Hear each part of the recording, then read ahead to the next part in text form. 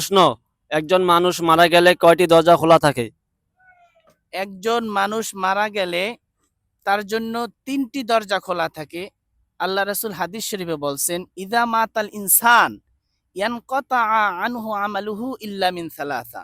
যখন কোনো মানুষ মারা যায় তখন তার জন্য 3টা দরজা খোলা থাকে।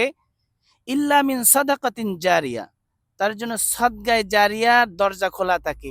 রাস্তা, কল, মাদ্রাসা, মসজিদ, এক কথায় দান।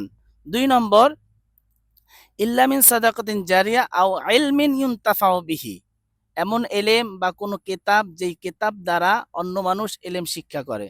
আও ওয়ালাদিন সলিহ, বা কোনো নেককার সন্তান যদি রেখে যায়, সেই নেককার সন্তান যদি তার জন্য দোয়া করে, আল্লাহ পাক সেই নেককার সন্তানের দোয়া তার পিতা মাতার কাছে পৌঁছে দেয়। এই 3টি দরজাই মৃত্যু ব্যক্তিদের জন্য খোলা থাকে নেকি পাঠানোর জন্য।